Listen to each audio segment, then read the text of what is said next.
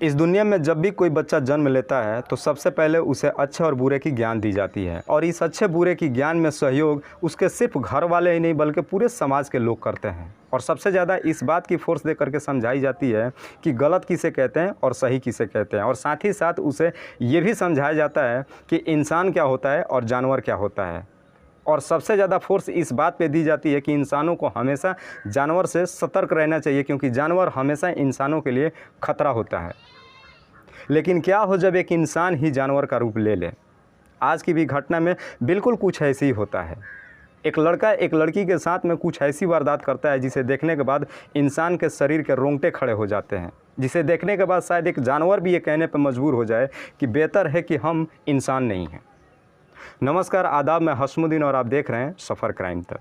आज की जो सच्ची घटना मैं आपको सुनाने वाला हूं, दरअसल ये घटना है झारखंड प्रदेश का एक शहर पड़ता है रांची, और इसी रांची का एक थाना लगता है दुमका, और इसी दुमका का एक इलाका पड़ता है जरुआडीह। दरअसल ये घटना है 23 अगस्त 2022 की। जरुआडीह में एक लड़की जिसका नाम है अंकिता कुमारी सिंह, जो 12वीं की छात्र है, जिसकी उम्र है लगभग 16 साल, जो पढ़ने में काफ़ी होनहार, काफ़ी तेज़ तर्रा और बेहद ही खूबसूरत। उसके घर के माली हालात कुछ ठीक नहीं होते हैं। वो अपने घर की माली हालात को ठीक करने के लिए वो काफ़ी मेहनत से पढ़ाई कर रही है, और उसका एक सपना होता है कि जब मैं ग्रेजुएशन कर लूँगी तो मैं टीचर बनूंगी और मैं कुछ इतने पैसे कमाऊंगी ताकि मैं अपने घर परिवार वालों की मदद कर सकूं। उसके घर परिवार में उसके पापा के अलावा उसके दादा दादी है, जो अपने दादा दादी की वो काफ़ी चहेती होती है। दादा दादी अपने अंकिता कुमारी के ऊपर जान छिड़कते हैं। उसी के घर से लगभग 200 मीटर की दूरी पे एक लड़का है जिसका नाम है शाहरुख। शाहरुख जब अंकिता कुमारी को पहली बार देखता है, उसे पहली नज़र में उसे प्यार हो जाता है। शाहरुख जो कि पढ़ा लिखा नहीं है, पेशे से एक पेंटर का काम करता है। जब वो अंकिता को देखता है, उसके बाद से वो अंकिता का फॉलो करना शुरू करता है, और वो किसी भी तरीके से अपने दिल की बात अंकिता से कहने की कोशिश करता है। लेकिन उसे डर लगता है कि जब मैं अंकिता से अपनी दिल की बात कहूँगा तो शायद कहीं अंकिता इनकार न कर दे। इसलिए वो किसी भी तरीके से अपने दोस्तों के माध्यम से अंकिता का मोबाइल नंबर रिसीव कर लेता है, और उसके बाद एक दिन अंकिता के नंबर पे कॉल करके और अपनी दिल की सारी बातें अंकिता से कहता है। जब ये बातें सुनती है अंकिता, तो वो साफ साफ शाहरुख को मना कर देती है और कहती है कि शायद तुम्हें कोई गलतफहमी हो गई है, मुझे तुमसे कोई प्यार वार नहीं है।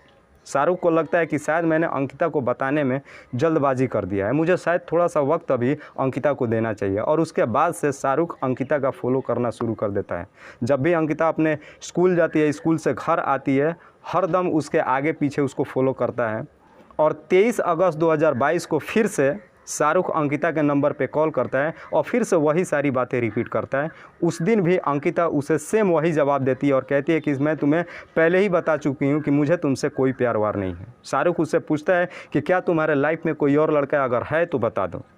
इस बात पर अंकिता कहती है कि तुम समझ नहीं पा रहे हो, मैं तुमसे बार बार कह रही हूँ कि मैं वैसी लड़की नहीं हूँ, मुझे इस प्यार वार के लफड़े में नहीं पड़ना है। मैं अपने घर परिवार वालों की माली हालत सुधारने के लिए बेहद मेहनत के साथ अपनी पढ़ाई कर रही हूँ, और मुझे किसी भी लड़के से कोई प्यार मोहब्बत नहीं है। इस बात पे शाहरुख को काफ़ी गुस्सा आ जाता है और उसे धमकी देते हुए कहता है कि अगर तुम मुझसे प्यार नहीं करोगे, अगर तुम मेरी नहीं हो पाई तो तुम किसी की नहीं हो पाएगी।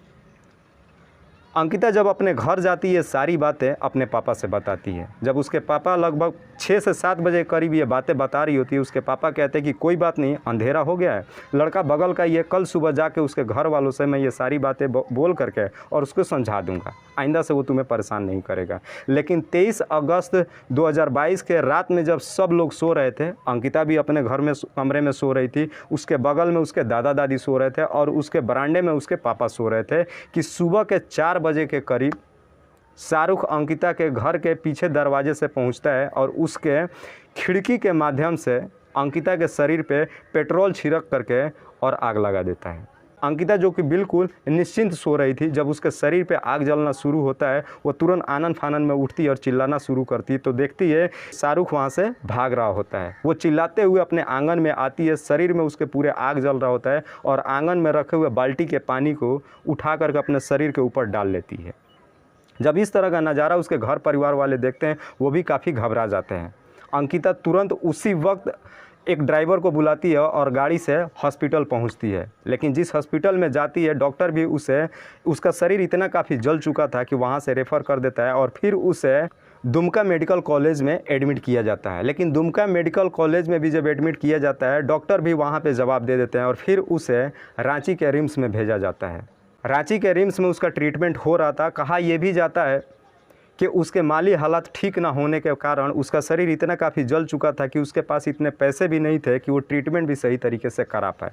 जैसे तैसे उसके घर परिवार वाले कहीं से पैसा इकट्ठा करके और अंकिता कुमारी का ट्रीटमेंट करवा रहे होते हैं। अगले दिन जब हॉस्पिटल से खबर जाती है एरिया के पुलिस थाने को, पुलिस वहां मजिस्ट्रेट के साथ पहुंचती है। उस टाइम अंकिता कुमारी लगभग होश में आ जाती है और मजिस्ट्रेट के सामने अंकिता कुमारी अपनी बयान देती है और बयान देते हुए कहती है कि जो लड़का है वो उसी के मोहल्ले का शाहरुख है जिसने आकर के उसके शरीर पर पेट्रोल डाल करके उसके शरीर पर आग लगा दिया है।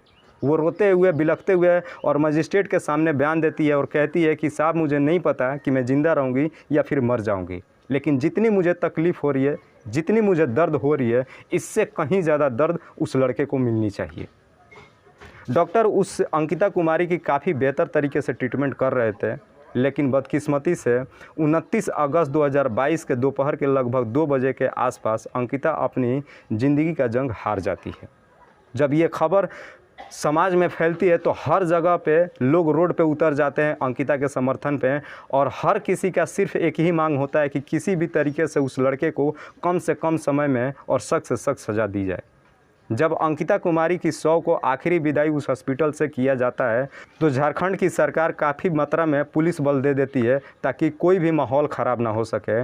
और अंकिता कुमारी की आखिरी विदाई जब रिम्स हॉस्पिटल से की जाती है तो उसकी आखिरी विदाई की अंतिम प्रक्रिया दुमका के ही बेतिया घाट पे की जाती है। जब उसकी आखिरी प्रक्रिया पूरी हो जाती है तो सारे लोगों का सिर्फ एक ही डिमांड होता है सरकार से कि उस आरोपी को जल्द से जल्द सज़ा दी जाए।